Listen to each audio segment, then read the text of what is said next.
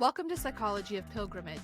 In this episode, I am joined by John Giltz, who is a third-generation Marine and father of a Marine, retiring with 30 years active service in 2019. Good morning. It's nice to Good see morning. you, John. Good morning. You as well, Heather. Thank you. Thank you so much for coming on Psychology of Pilgrimage to talk about this Belleau Wood tree sapling initiative that was an idea you had, I believe, starting in 2001, and it's had a long and winding road since the initial thought inception. And I'd love to hear more about this. So many people that visit Belleau Wood or think about Belleau Wood, of course, are thinking about the trees inside the woods, along with wheat and the soil and other natural features. But the trees have been the most prominent natural feature that's associated with the woods. And certainly we remember and we see images from June and July and later of 1918 and into 1919 and into the 1920s that depict these mangled trees that have been completely destroyed during the war. And so I think these trees become a visual connector for us between how we think about the war and how we think about these Marines and soldiers who are inside the woods and how the battlefield now looks today, where it's a thriving forest with trees and vegetation and at times, certain times of the year, beautiful flowers. So you had this idea, though, to bring back trees or bring to the United States trees from the battlefield, which is not the first idea this has happened at other points in our history, but it's certainly the first modern initiative to focus on bringing Belleau Wood trees to the United States. Yeah, no, and before I tell you the story, I don't want to lose sight of the fact you just kind of hinted at what I think makes this story cool. First off, it's not my story. Uh, it's the story about how we did it is I'm a part of it, but why we did it, and to your point about the trees that are there, it clicked in my mind that what you were really describing is what we see today is it's a survivor story. And if you think about these trees and know anything about trees, and I know very little, but I know that they're organic material. They have DNA. They pass that DNA down just like humans do, differently, but it's a part of those trees. They're unique.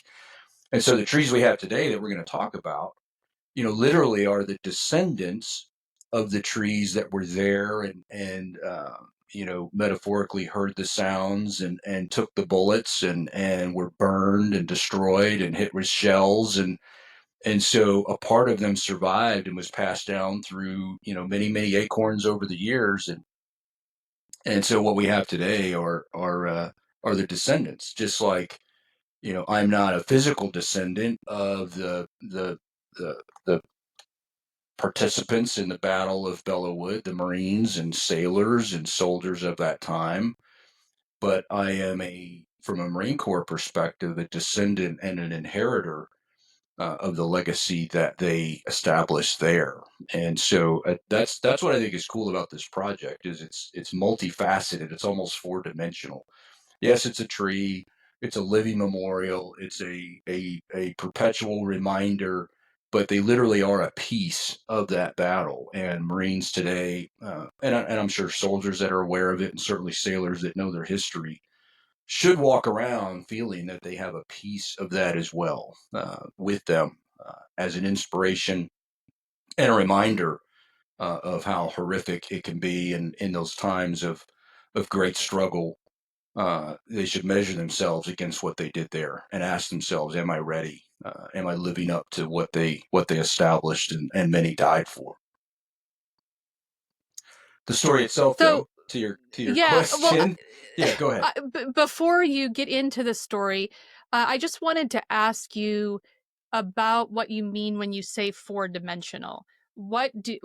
How does that frame this whole idea? Yeah, well, that's to my point about there's the trees and then there's that living piece that was passed down. these acorns dropped on the ground that was soaked in the blood of those who fought there. And they are planted in places of significance and a reminder. They will live forever. They will grow acorns, and long after I'm gone, they will continue to be um, a reminder of what happened there and a living memorial to those who fought. And so that's what I mean by four dimensional, not literally like scientifically, but if you peel back the story and you think about the significance of what the trees are and where they came from and what they represent, and then the duration of how long they'll serve the purpose that's intended. That's kind of what I meant by four dimensional. It's just a really cool story. It's not just man picked up acorns, planted them, end of story. It has a beginning. It has a genealogy that can be traced back to this battle that we're talking about, and it will go on forever. And it's in the United States, so we, through this effort, we literally brought back a piece of the woods that they fought so hard to seize, and ultimately, as you know, the French government renamed it, and the cemetery is literally a piece of America, piece of the United States now, by virtue of who's buried there. So there's really just all these connecting files to it that I think really make it a cool story.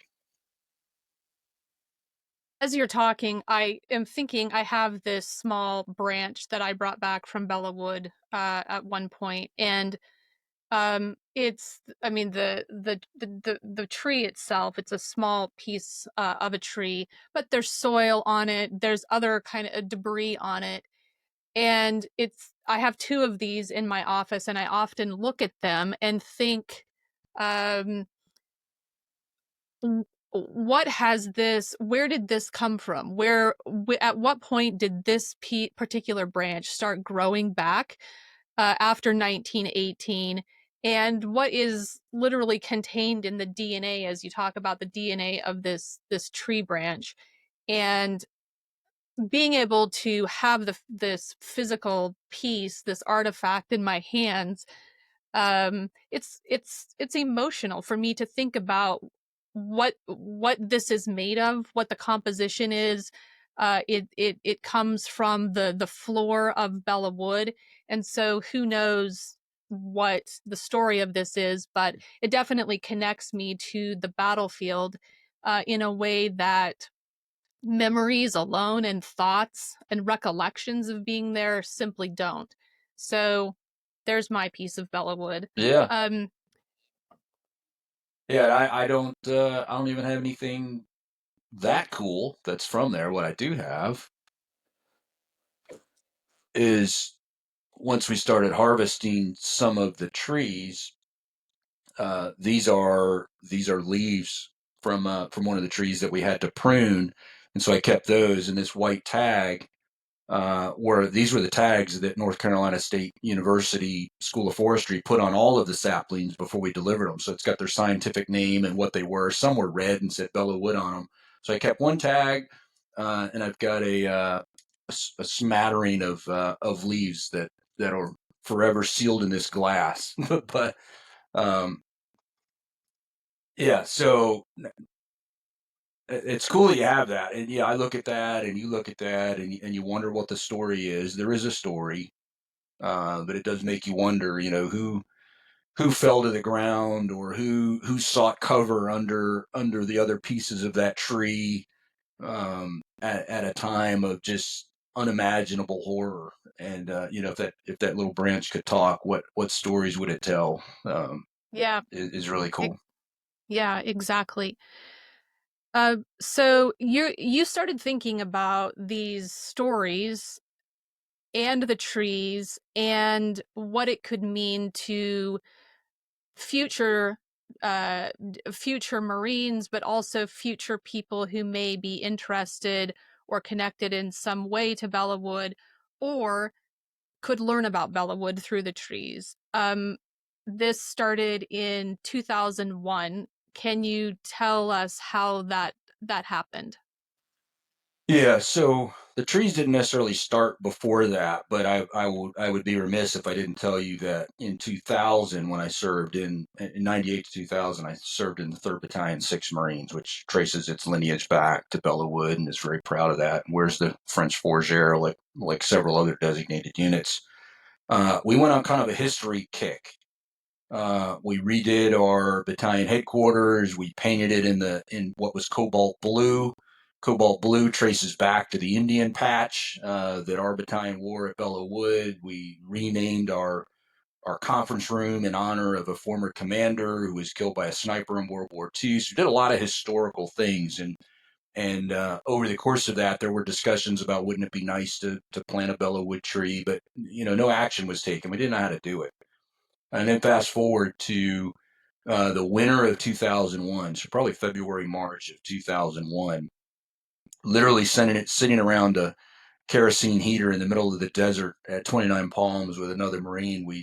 We had read probably a Stars and Stripes article about a recent storm that had passed through, substantial storm that had passed through France and Belleau Wood. And the stories about the Marines that went in with chainsaws and helped clean it up. And our original thought was, wouldn't it be nice to get some of that wood and bring it back and make dowels and slice them like salami and turn them into our unit coin. And so the idea started kind of small, but over the course of the night, huddled around that kerosene heater, we ended up at, wouldn't it actually be neat to bring some of the trees back and plant them around our battalion headquarters as a reminder to the Marines. And so it was really very unit focused. It was all about us and our unit. And so we tried that. The Marine that I was sitting with, Chief Warrant Officer, later Lieutenant Colonel John Merca, said, if I can figure out how to do that, will you let me go to France and get them? He'd never been to Belleau Wood either. And I said, if you can figure it out, I'll pay myself if we have to. And a couple weeks later, he came back. He had spoken to the USDA and various authorities and figured out how to do it from a technical standpoint. And in the spring of 2000, we coordinated via email. I have in that notebook that I showed you earlier. We still have the email with the superintendent at the cemetery, and he went over and collected what turned out to just be little sticks because of the importation limitations and concerns about infestation. The USDA requirements, literally, it looked like a little bag of pretzels that he brought home with him. We planted those. They didn't do well, but it wasn't due to lack of effort. The armory fell under John Merca, and so we decided to plant them inside the fence at the armory. And I can attest, because I personally saw it, he had the armorers go out every day and sing the Marines hymn to those little saplings. And it seemed to work for a while. They perked up when they sang the hymn, but ultimately a weed whacker took out most of them, and the rest were just killed by heat. We didn't know what we were doing. We were Marines. We thought, hey, we can do anything. What's so hard about growing a tree? And ultimately, we were defeated by by natural forces. And then John and I left the unit not long after that. So in the summer of 2001, I left. He left not long after that. But what remained was that binder, and this binder was in the desk of the regimental S4 at 6th Marine Regiment from 2001 until the spring of 2018, roughly, when they gave it back to me after I said I'm going to redo it.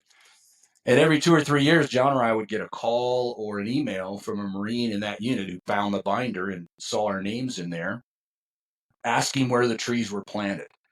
And we told them, look, when we left, most of them were dead, but if they were planted, this is where they would be. And but no confirmation either way. But in our heart, knowing that they didn't make it. And so when I came back in 2017, knowing that I was going to retire, not long after that, I felt recommitted to this effort, but decided to do it right that time. Spent several summer afternoons walking the area around 6 Marines trying to find an oak tree. Not a tree expert. Every tree looked like an oak tree after a while, but got some help from the base forestry folks, natural resources folks at Camp Lejeune, and they confirmed on one of those long Friday sweaty afternoons in July of 2017 that there's no oak trees.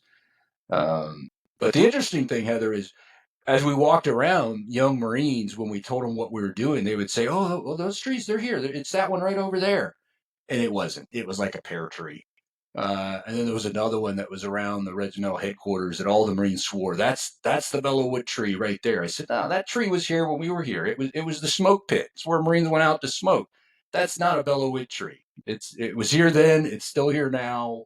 So the interesting thing is, while they were wrong, you could see at least attempts, good, well-intentioned attempts on the part of Marines to pass down their heritage and their knowledge, and so for 20 years, even though there were no Bellewood trees there were Marines that had still passed around the story, the legacy of what they had that was special that no one else had, even though it was a pear tree. It wasn't a Bellewood tree at all. So I figured, hey, we got to get this done, got to do it right. And the natural resources folks at Camp Lejeune, fortunately, most of them were NC State School of Forestry graduates, and that's how we got connected with NC State, and eventually their agreement to take this project on and love on the acorns and grow them, and ultimately, I owe a lot to them. This wouldn't have happened without NC State School of Forestry. The story and the lore around the trees is great. It's so Marine Corps, where and I particularly appreciate singing the hymn, and the fact that these trees may have grown and thrived initially because of the hymn. Did this practice That's the continue? story anyway. Did the practice continue with people singing at the pear tree or other trees to try and get these trees to grow? Well, that I can't verify, but I'll start that rumor if you want to. I could get some legs real quick, but actually, those Marines might be embarrassed if they did. Um, I only witnessed the singing of the Marines hymn to the saplings planted around the old Six Marines Armory, which no longer exists. I did see that. I thought it was a little odd at first, but then I thought, hey, they need all the help they can get. It was a hot summer, so.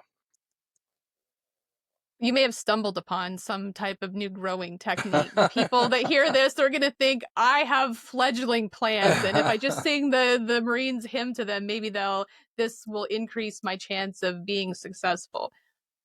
It Uh, certainly cannot. It can't hurt. It's not like the tree's going to shy away from that. So, Anyway, so, um, I'm really interested in the connection with NC State because this is my alma mater, and so I was actually very excited because when I first learned about this initiative was probably around, well, the publication that I first read was published in 2021 at around the same time that I started doing the research in Belleau Wood.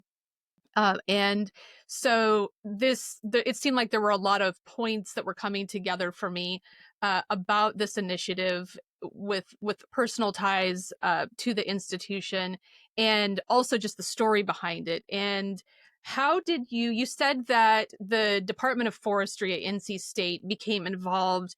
What was that process like? How did that move from a conversation to actually having acorns on site? yeah, yeah, yeah. So again, the folks at Camp Lejeune Natural Resources referred me, and the person I was referred to was her name was Elizabeth Snyder, and she worked in the forestry department up there, and she agreed to have a cup of coffee with me and my wife. We were in that area, and we had coordinated it, and she picked a spot, and we met for coffee. I had that binder with me, and I told her the story that I told you, just much quicker. And she heard me out and said, "Okay, I'll ask and see if this is something we can do."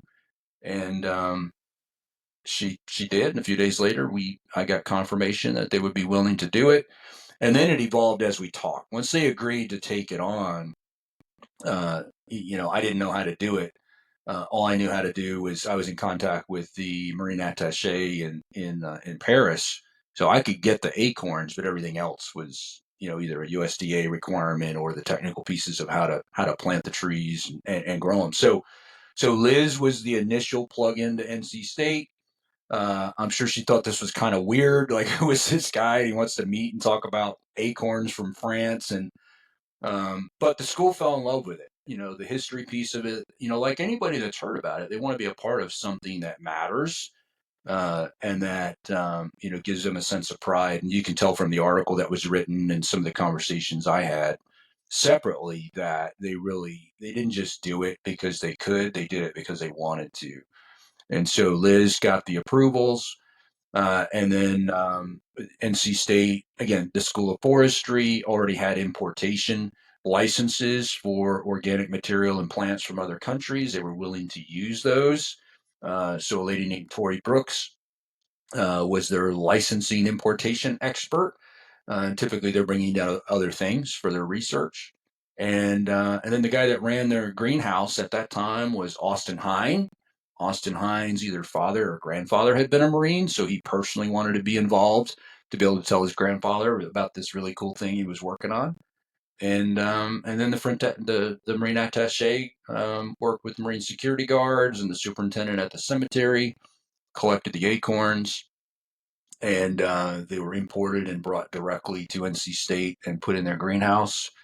And and and then, you know, the thing I would say about Austin Hine, and then I'll stop and see what questions you have, is so COVID hit, as everybody knows, in you know, in the spring of 2020, and the school was shut down. You know, folks couldn't come to campus, and so what Austin did is he had some deer cameras.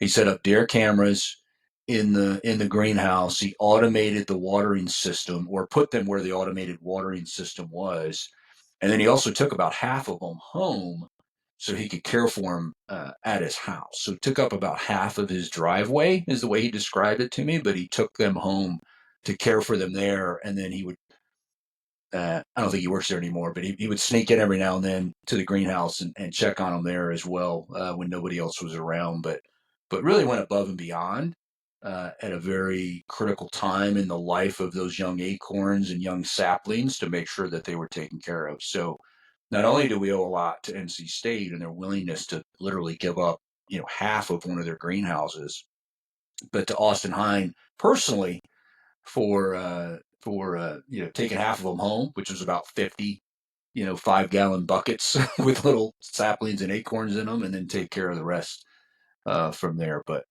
NC State was great.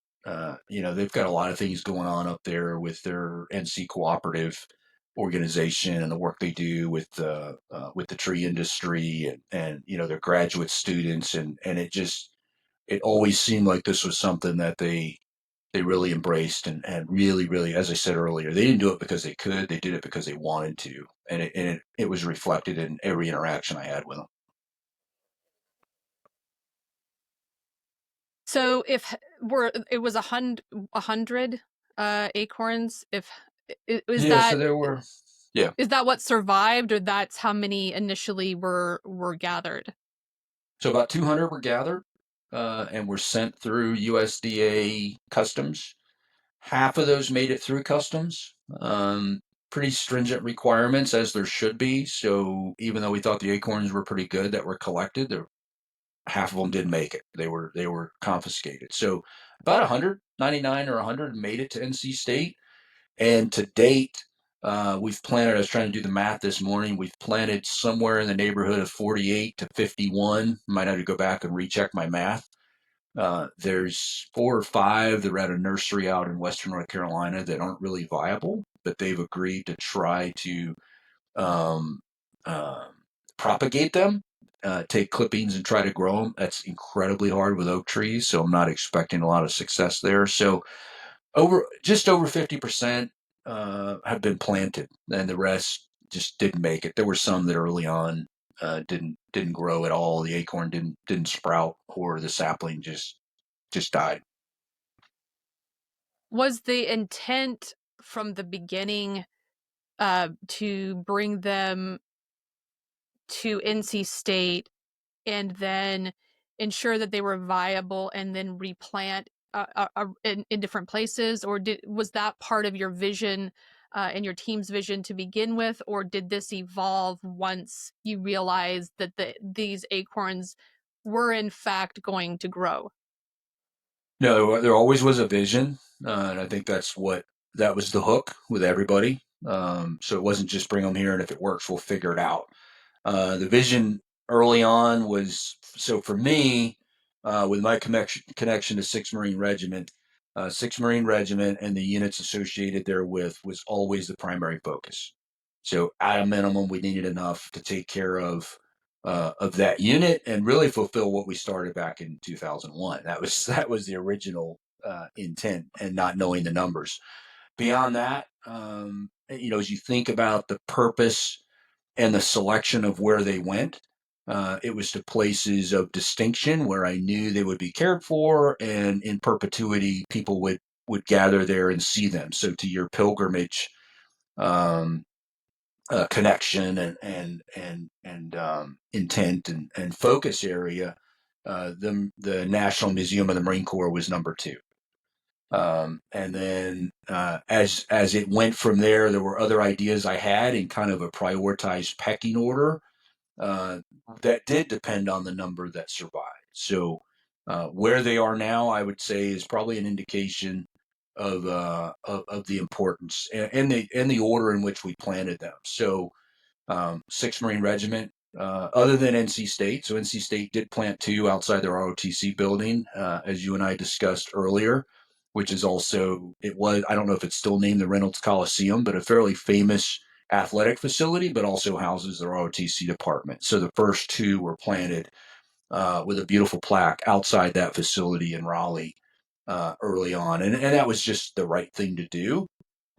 Because again, we wouldn't be here without NC State. And some of that was just a matter of timing. I couldn't get any others delivered at that time. And then units of Sixth Marine Regiment, so 16, 26, 36, ultimately the regimental headquarters, and then um, the Marine Corps Museum. So we put 8 up there. So anybody that's watching this that goes to the Marine Corps Museum, as you enter the parking lot right off the traffic circle, if you look to your left and to your right, you'll see 4 trees on the right, 4 trees on the left. Those are all Belleau Wood sessile oak saplings. And then a place that's important in the Marine Corps because it's really the center of our learning and our history. And so the Gray Research Center aboard Quantico was important. Again, for all the same criteria, it will be there forever. It is at the very center of Marine Corps education, certainly for officers, but others as well. And so there are 4 or 5 there.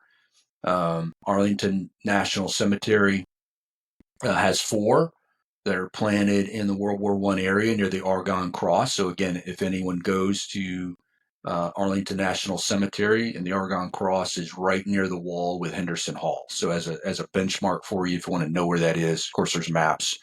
They put them there as well.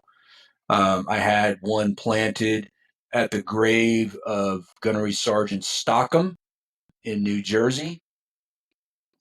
And one of the reasons is he's always fascinated me. He was an orphan, and I've seen one picture of him, but before that, all I'd ever seen was like an artist's sketch. And I just thought that was amazing that this national hero, all we had of him, other than his story, for as long as I knew, was a sketch of what he might have looked like.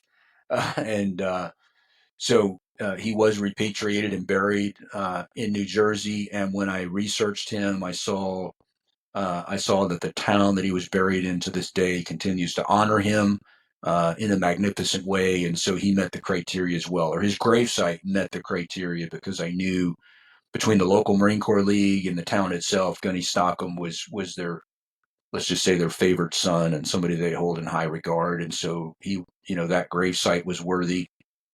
Um, a Marine, a Vietnam era Marine from Boston contacted me and asked if I had any available to put in their war memorial area near their Vietnam memorial, but war memorial in South Boston.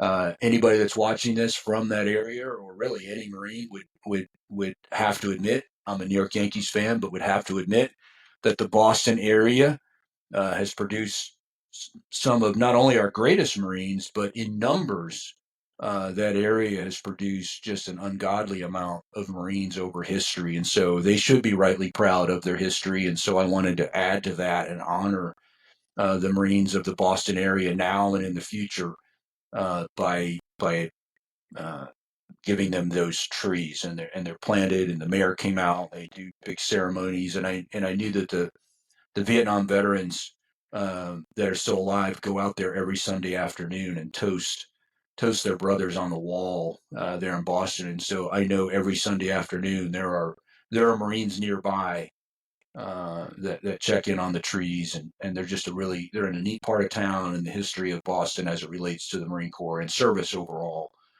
Not only all the way back to the Revolution, but certainly to this day, they have a lot to be proud of. There's three down at Parris Island, because that is, Parris Island and San Diego, but Parris Island's probably, I don't mean this in a bad way, but probably more well known to the American public, just maybe because of its name and the history and the fact that it's an island. But put three down there in an area where Parris Island officials told me they intended to turn that into a future park where families that are there for Families Day will be able to gather with their young Marine or still recruit at that point, depending on whether they've gotten the Regal Globe and Anchor or not. So I thought that would be a great place someday for families to sit in the shade of some Belleau Wood oak trees, and connect with their Marine, and for it to serve as a reminder, not just to that Marine, but that family of where we come from. And a lot of the Marines that fought at Belleau Wood, that's where they started. Was at Parris Island, ultimately up to Quantico for training, and then shipped out of mostly Philadelphia to France. But so there's a physical connection, and then there's a ideal connection to recruit training and the earning of the Eagle Globe and Anchor. So we've got them at Parris Island and at Quantico, the two places where we produce officer and enlisted Marines. San Diego, just to be clear, so I don't have any Marines beat me up later, that area was not, from a growth perspective. Southern California is not conducive to these trees. We checked it out. I really wanted it to be, but ultimately they would not survive in that environment out there. And so it's not to denigrate them at all. 5th Marine Regiment's out there, and obviously the recruit depot at San Diego. They wouldn't live. That'd be a futile effort. Um, the city of Florence, South Carolina, has two.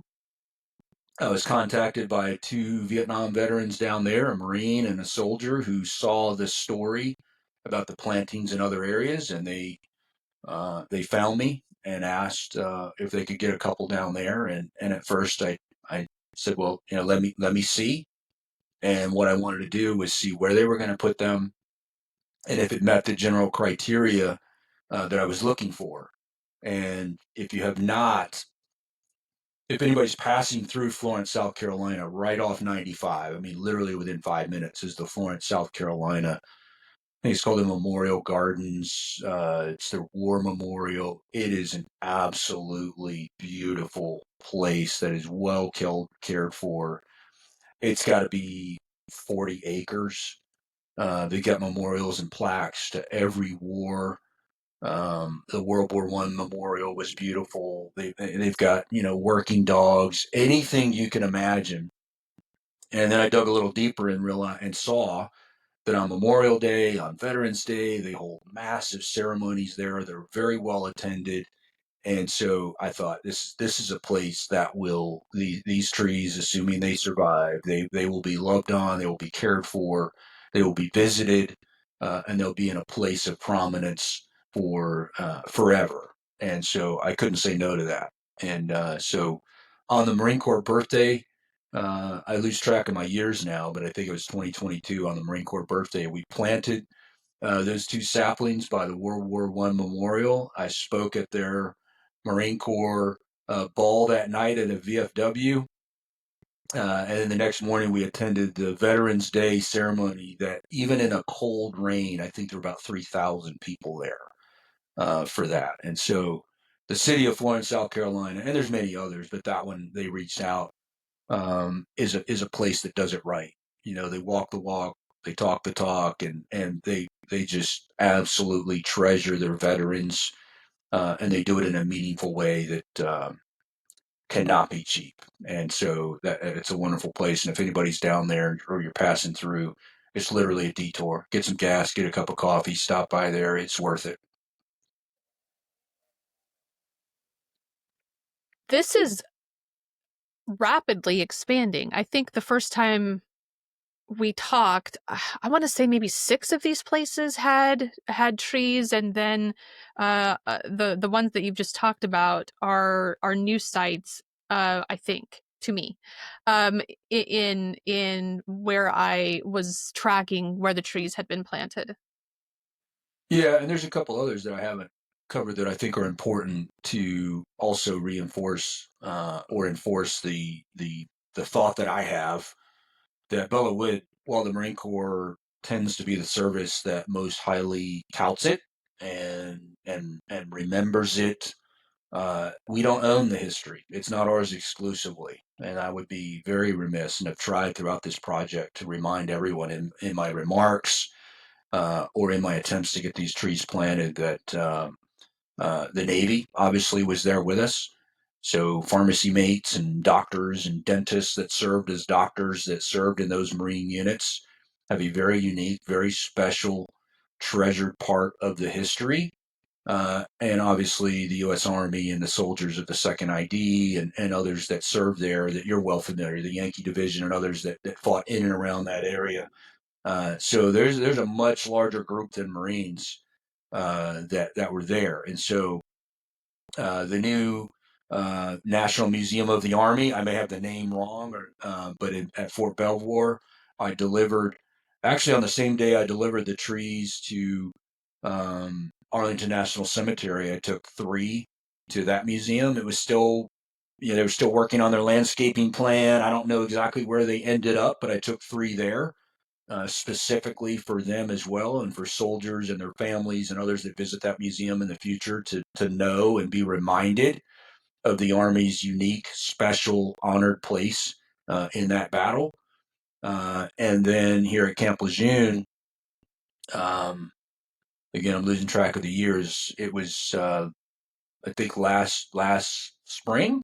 Uh, there was a new dental clinic that was built and dedicated to Lieutenant Osborne. Lieutenant J.G. Osborne was killed at the Battle of Belleau Wood while evacuating a Marine Company commander, a captain, killed by shell fire, and was awarded the Medal of Honor. And this clinic out here, beautiful facility, just built. And the way government facilities work, it'll be there at least 100 years probably. Um, when they dedicated the building in his memory, we also planted a sapling there as well. And so that really made that a really cool ceremony and a reminder to those sailors of the special name that was on that building as you walk in and the sign out front. It's not just some guy. He's somebody that, when faced with tremendous adversity, serving with Marines and serving Marines, as many have. He rose to the occasion and ultimately gave his life trying to save a Marine's life. So what a special place to work. What a special name to be on there. And if I were a sailor, and I'm not, but if I were a sailor, I'd be honored to walk into that building every day. And I'd have a little bigger bounce to my step. And in times of my own trouble or adversity, I would remind myself of what true adversity is, and I would think that Lieutenant Osborne would be an inspiration to sailors everywhere. I don't say I think he should be; he is. If they read anything about him at all, and so to be a part of that was really special as well. So the I want to back up just to ensure that I fully understand the criteria for the planting of the trees, which it seems like a very baseline criteria is that there has to be some connection to Belleau Wood, either through the unit or through particular people who were there. Is that That's primary, and was the overriding piece in the beginning. Yes, so you could argue that the NC State planting was in honor of their um, uh, service to making this project viable. But also being outside the ROTC building, I could loosely make the connection that it meets one of the criteria, which is a place of honor that will serve as a reminder. It wasn't just some random planting; it's outside the ROTC building. Same thing at University of South Carolina. They reached out to me after they saw what happened at NC State because the instructors all talk, and I waited until I knew I had taken care of the primary locations, and then for the same reason that we planted them in NC State, just minus the forestry piece, I honored their request to plant one down there as well outside their building. And look, I don't do that willy nilly. When you look into, so I looked into the history, the two that are planted at the Citadel. I'm a VMI graduate, so some might wonder, like, what the heck? How'd that happen? If it were about me and what I cared about, they wouldn't be there. But it's never been about me or my desires. If you look at the history of the in this case officers that served at Belleau Wood that were Citadel graduates, it's eye watering. The medals for valor and the service that they provided. So, when I'm pretty sure they reached out to me. I couldn't say no. I mean, they're trying to honor people that deserve our honor and our esteem. And so, but to your point, yes, the first piece was it had to be a place that I believed would generally be around forever, whatever that is. So, national museums, Arlington Cemetery, Paris Island, 6th Marine Regiment at Camp Lejeune are all places that, they'll certainly outlive me. So my forever might be today or it might be, a year from now, but they'll be around for a long time. And then after that, it really became what's that personal connection? So Gunny Stockham and his grave. I tried to do a few other graves as well. It gets a little difficult. To me, this is a no brainer. But when you're trying to work with the Parks Authority in, let's say, New York City or some other location, your story is just not as compelling. And that's not disparaging, but there's a black and white criteria for planting trees in parks in New York City. Even though there's a park there that I tried to get one planted named after a Marine PFC who, according to local legend and the plaque at the park, was the first one killed in the Great War. And they named a park after him not long after that and became the centerpiece of that community in New York City. But they're not allowing any more tree plantings, which, that's fine. That's their decision. So there was no emotional string I could pull there. Getting them planted at other cemeteries where there are famous Marines buried, um, in some cases was not allowable. I wanted to replace the tree at the White House that President Macron brought over on the 100th anniversary. Um, that's a very difficult process. I was not able to crack the code on that. The new World War One memorial. You start getting into some of those places. Again, it's very much driven by policy. And I'm not disparaging any of those people, but it's really kind of hard to find the right person at either the National Park Service or the Battlefield Commission, you name it. I even reached out on LinkedIn to some of the very prominent people involved or quoted in articles about those things and just wasn't able to pull it off. So a really long way of saying that, yes, the places were picked for specific reasons. Anyone watching this could come up with a list of 30 others that they think were worthy or maybe even more worthy. But um, I if they reach out to me, I'll let them know. Most of them were probably tried. There's a reason why, or I missed some. But we also ran out of saplings too at a certain point. I'm going to ask you about that in a moment. I wanted to come back to Gunnery Sergeant Yeah, Stockham. Did I say that Stockham. right? Yes. Stockham in New Jersey. You said that you were very connected with his story around being an orphan. And I wanted to find out in your research about him, I'm curious how his remains were repatriated. Who is the person or entity that initiated that if he was an orphan? Yeah, I think it was the community. I'd have to go back and look, Heather, and maybe I'll send you something later. But I think because of his story of heroin, he's a Medal of Honor recipient, so obviously you're already going to be, more prominent, more well known. And I should have been better prepared for that. I don't remember the detail of it now. I think it goes back to the community that he was from. There was a groundswell of, hey, we need to bring this hero home. We want to, quote unquote, adopt him metaphorically. So I think there was just a groundswell of how can this orphan, we don't even have a photo of, having given up his mask to another Marine in a gas attack, knowing it would lead to his death. How can we do that? And actually, now that I say that, the connection might be the person that he saved, because, and his name escapes me right now, but he became a very, very prominent politician in the state of Missouri or Kansas.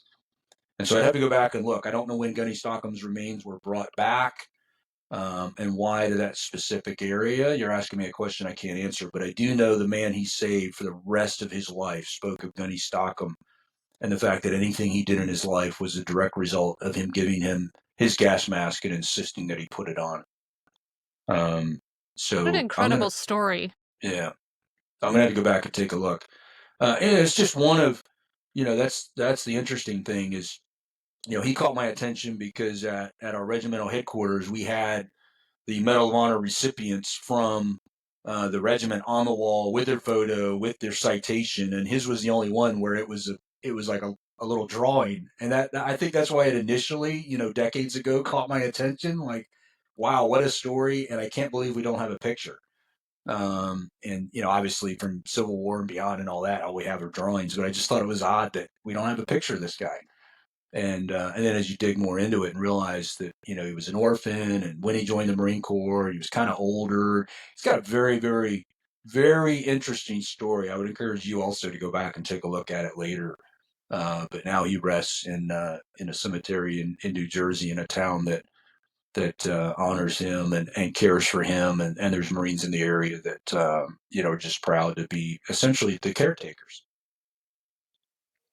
This practice of planting a tree near a grave, or bringing soil, or pouring water onto the grave, as both an act of remembrance, but also an act of care and uh, um, comfort, almost, to the person who is buried at these sites. That practice has been around since the end of the war, and I think it's really special that such a practice has continued up to present with the work that you're doing. Whether you realize it or not, you are drawing on a long history of taking something from Belleau Wood and placing it at a grave in the United States. And and like I said at the beginning, there have been other times when trees have been planted at cemeteries or in parks from Belleau Wood. So um, this is in and of itself a way to continue a legacy and a long history of practices that are kind of adjacent to actually the remembrance process for these soldiers and Marines. Yeah, and I think what makes it unique, and it's what you're alluding to, is it's the living piece. It's taking something from that place alive, a place that really is dedicated to the dead, and bringing something back alive that is a part of it and growing it here to serve as a living reminder, a living memorial. And because they're trees, I guess this would be with anything living, it will perpetuate itself.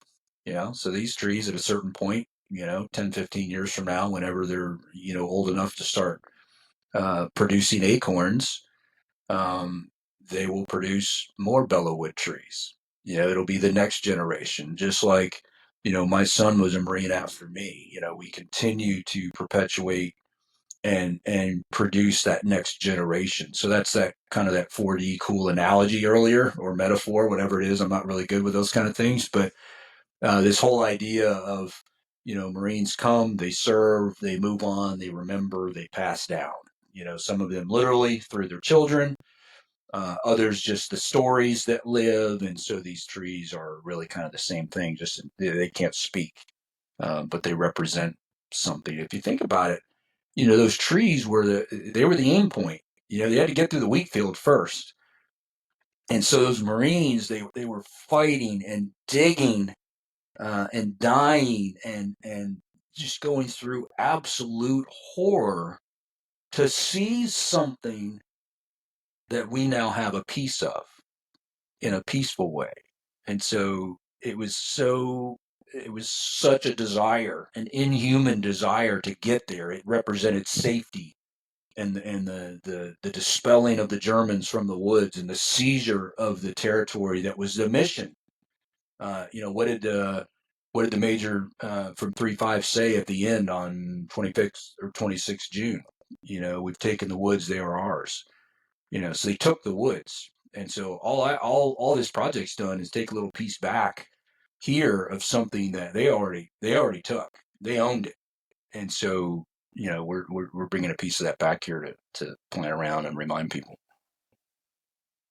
And and I think the symbolic value is that these woods became hell. This was not a situation that the trees were necessarily seen as life-giving at this point. They created a hellish environment where people were obscured, um, and and just even the appearance, like I was talking about at the beginning, these mangled trees creates this complete hellscape, and now the trees are being brought back as something living. So there is this message that resurrection in some way is possible, that people can rise as a phoenix from the ashes, and these trees live on despite the incredible, well, I mean, it was known as Hellwood. So Yeah, so yeah, despite the experience of hell inside the woods.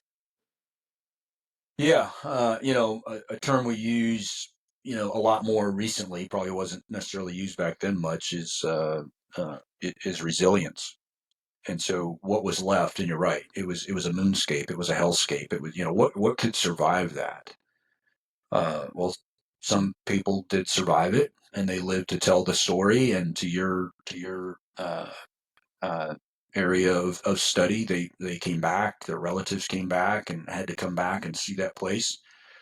But some of those trees came out of that as well. And I think it's just a beautiful story of life and resilience, and resurgence, and resurrection, and all those, and all the images those things conjure in your mind are all very, very powerful, to think about. And so for me as a Marine, again, I didn't do, and maybe this is what drives me, and I'm not saying this in a self-deprecating way, but I didn't do anything that would rise to anyone, honoring anything, or thinking it was special, other than service. Duration, 30 years.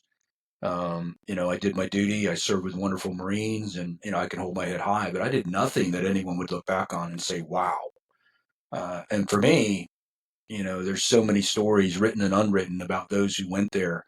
To me, the fact that they stood up at 3:30, 3:40 in the morning on the 6th of June, and moved forward when they were told to move forward.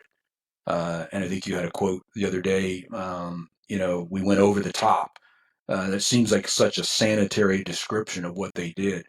Those that stood up that morning and took one step forward had already done more than I can claim. And so, I have to honor them. Marines will always honor them, and those that came after them, that with that as an inspiration, with that as an example, when it was their time to go over the top, or their time to step forward, or their time to do the unnatural thing. And again, there are hundreds and hundreds and thousands and hundreds of thousands of stories of that.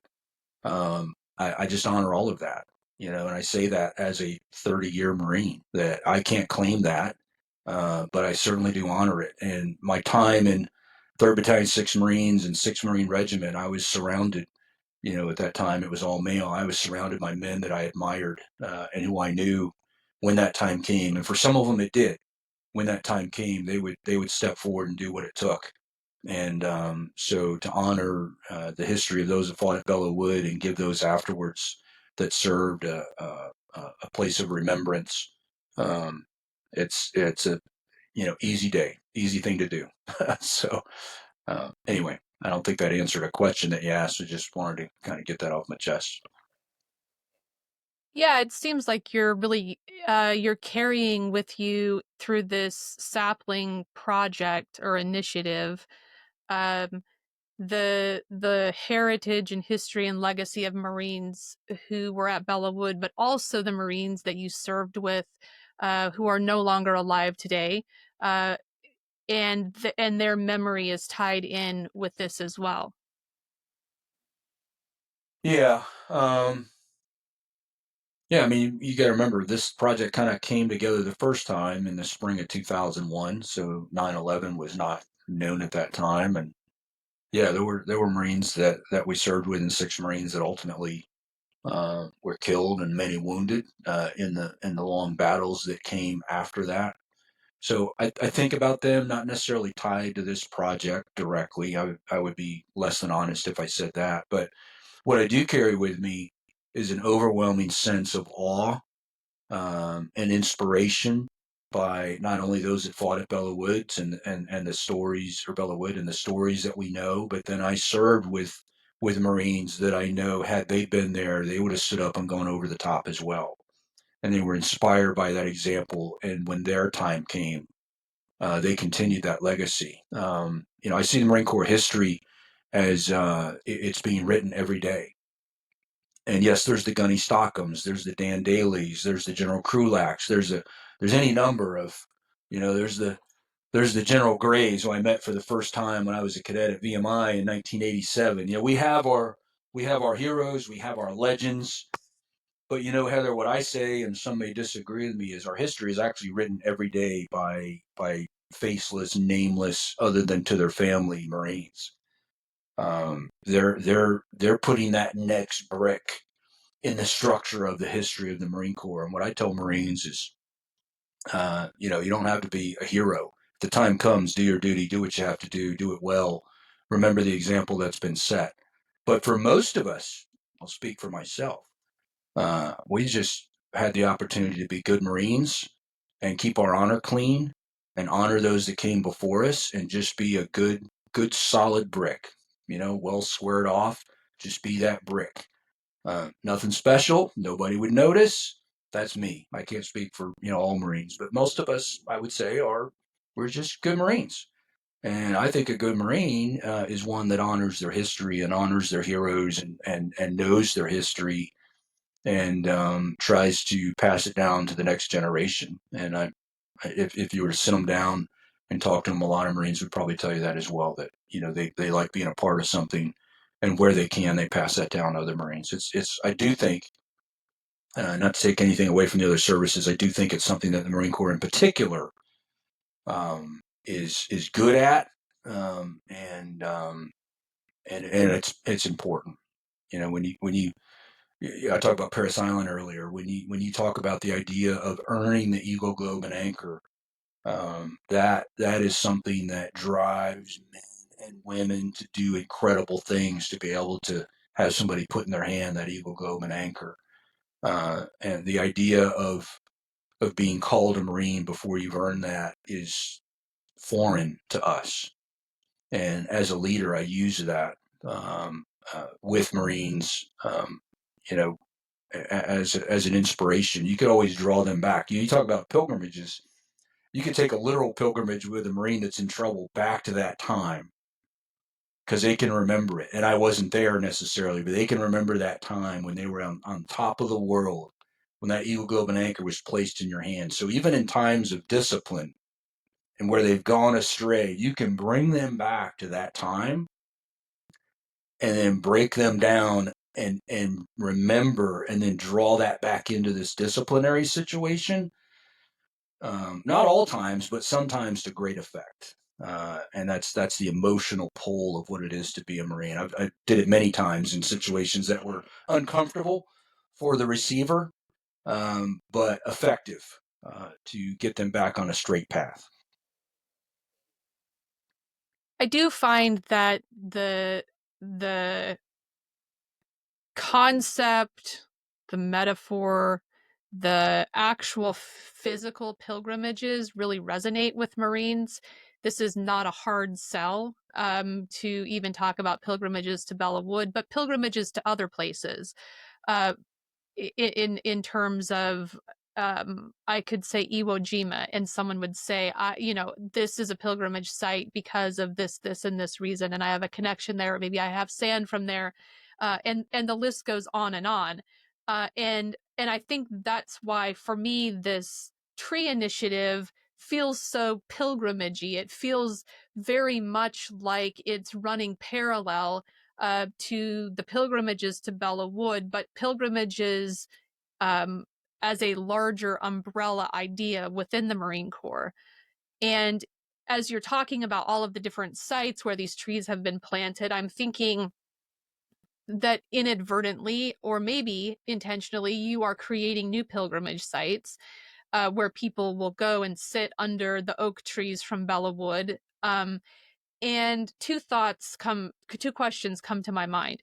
The first is, will this initiative expand? Will there be more acorns that are brought from Belleau Woods so that more saplings can be planted in different locations, important to those who have ties to Belleau Wood? That's the first question. And the second is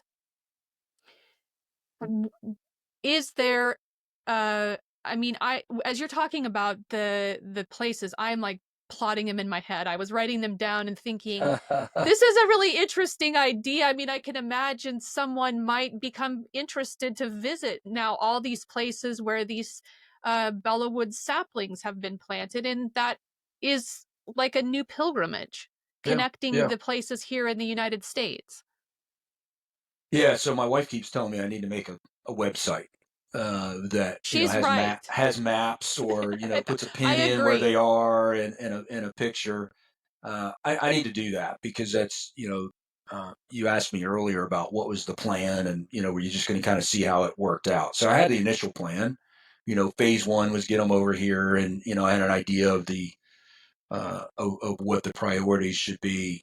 But I do think we've reached the point. To answer your last question first, I have reached the point where, and I'm going to get some help. My my daughter's boyfriend is a graphic designer and a web designer. He's agreed to help me, so I do intend to put a website together that describes the project and everything we've talked about today, and then the locations, and so that folks, when they are traveling or if they want to make their own personal pilgrimage, I can imagine people in New Jersey drive through the city there, and it's unbeknownst to them, or there are Marines elsewhere that in their travels would love to know that if they just pulled off the highway by 5 mile or 2 miles in Florence, South Carolina, they could see a wonderful tribute to all veterans, but also see this as well.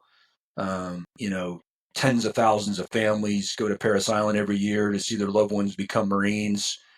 So yeah, I mean that's really the next step, and it's the idea. It won't die. It can't die, literally or figuratively, but I do think it needs to be better, more professionally touted going forward to have it be more well known, and so that folks can take advantage of it. So yes, I need to develop something that would make it easier than people listening through my voice on a podcast and taking notes. Um, and then the other part about doing more in the future, it was not really that hard the first time to do it, honestly. And so that opportunity is there. I haven't considered it yet.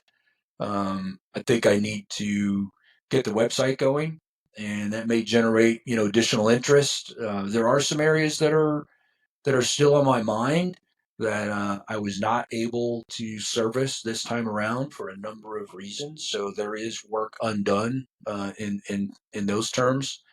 Um, so that possibility is there to do that. I would need help again from your alma mater, and I'm sure they would. It'd be different people, but I'm sure they'd jump forward and say they want to be a part of it again. Um, and the other thing is, I think we'll have a better idea over the next couple of years on how they did. If I planted 50 and it's roughly 50, and that's a 50% success rate from the original acorns, then I'd like to get a good feel for how they do. I know the ones at Quantico at the museum that I mentioned, of the 8, I would say 6 are doing really well. There's a couple that are struggling, so I'd kind of like to better understand failure rate, if that makes sense, and see what we need to do to maybe do better next time on the ones that are struggling. What was unique about them, and it could have been something completely unpreventable. But yeah, it's the opportunity's there to do it. I haven't decided yet, but part of it will probably depend on if there's any groundswell of other locations that meet that general criteria that are interested. I hate to think of communities or places that would be perfect that I can't accommodate, and so I would be open to that. If people have questions about this, how do they contact you?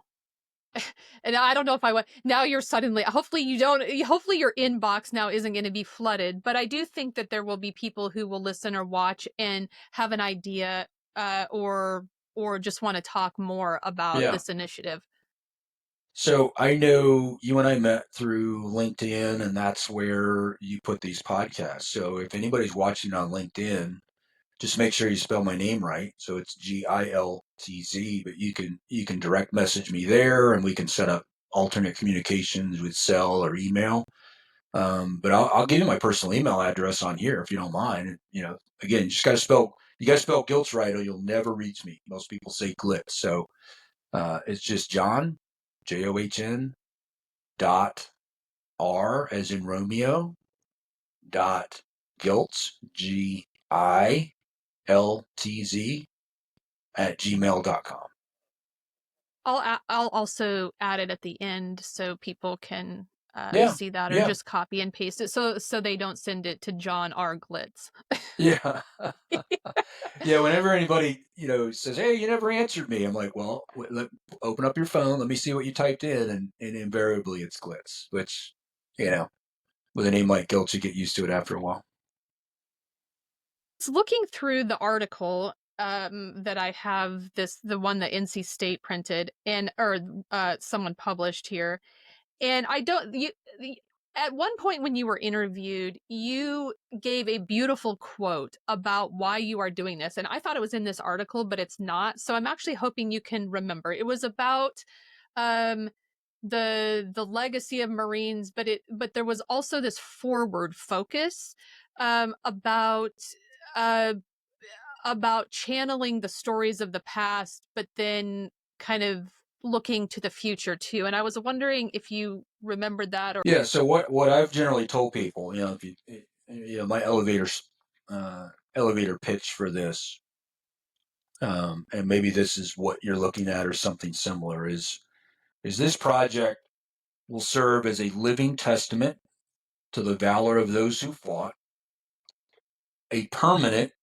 and I would add living, reminder of the legacy inherited by those who came afterwards, of which I am one, and an enduring commemoration of the significance of the Battle of Belleau Wood in June of 1918. That's how I describe it. I'm not sure what I may have said in that interview. I've got a copy of it somewhere. I could go back and look, but you know, if I were to add anything to it, it would, that makes it, a little more poignant in how I try to describe it. It's what I said to you earlier, that I just have a profound, overwhelming awe, um, and um,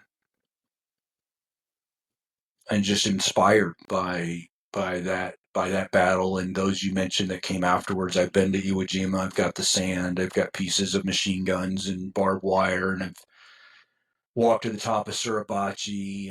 And what I do and what many do, I imagine on a pilgrimage or any other time like that, is you just close your eyes. And on a personal level, you can't imagine the horror. You try to imagine it, but then on a Marine level, on a leader level, um, I close my eyes and I check myself.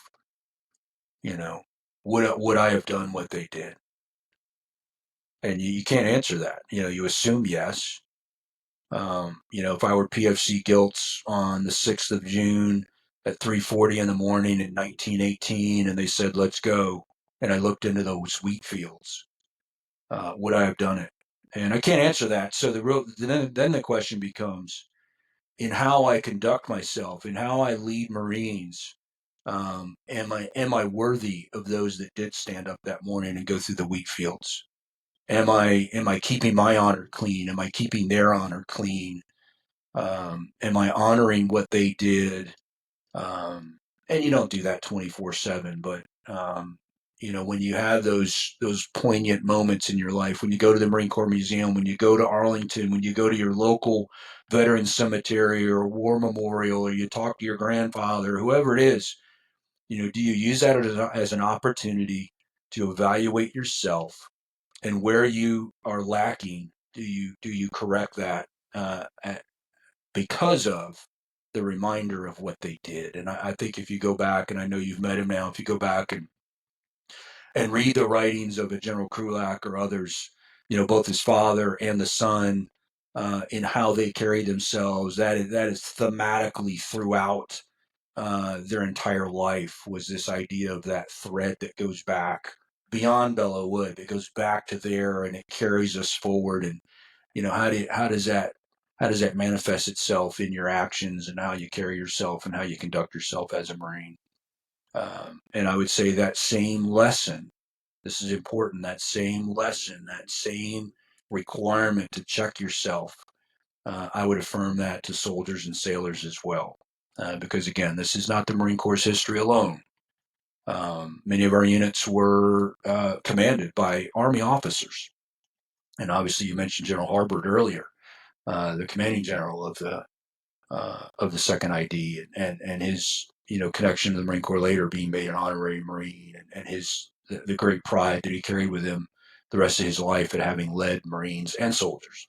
And so, those are things just for me are it's almost unimaginable. It is. It's unimaginable what they went through there, other battles, throughout the campaigns of the 20s and 30s, and obviously World War II, and all the way up through. I can't imagine what young Marines went through in Ramadi and Fallujah and Marja. I wasn't there.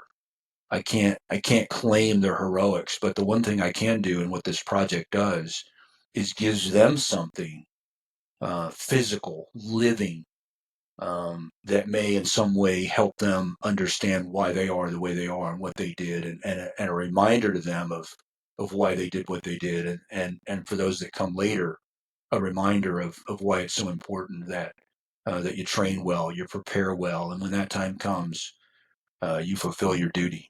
And it doesn't mean you want to, doesn't mean you're not scared out of your boots. But there are many that came before you that felt the same way, and when they said go over the top, they went over the top. Thank you for taking time to share your thoughts and your heart about this project, and for your dedication to seeing it through.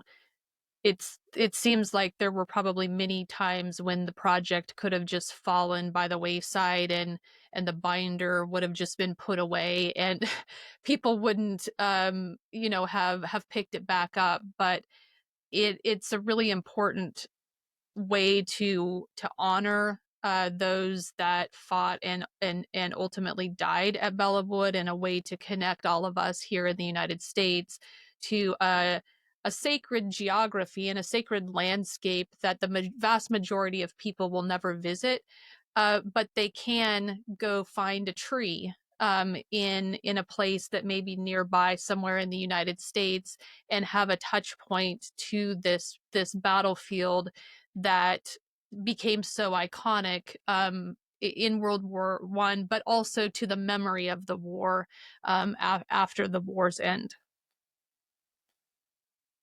Yeah, you mentioned earlier, shade.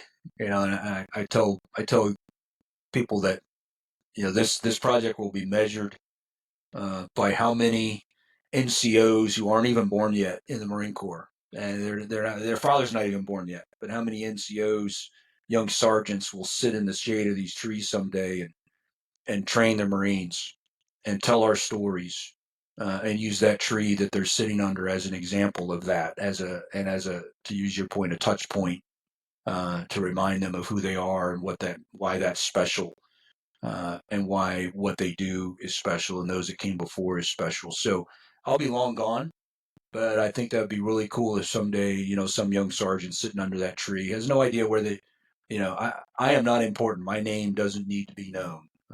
It's a distraction, but they sit in the shade of those trees on a hot afternoon and discuss difficult topics and use that tree as a reminder of what true difficulty is and survival and resilience. Thank you for your time. Well, thank you for what you do. I'm planting trees. You're actually laying down black and white, books and papers and theses and it takes all of it. If I was just doing these trees but had no means of getting it out there, if there weren't people like you that are studying and promoting the deep psychological impacts of pilgrimages and why they're important, and using the history to explain that, and there'll be somebody like me and somebody like you in the future that's talking about a different kind of pilgrimage. It'll be a different battle, a different place, but our work, while we may be forgotten, our work will lay a path for that. So thank you for what you do as well, Heather.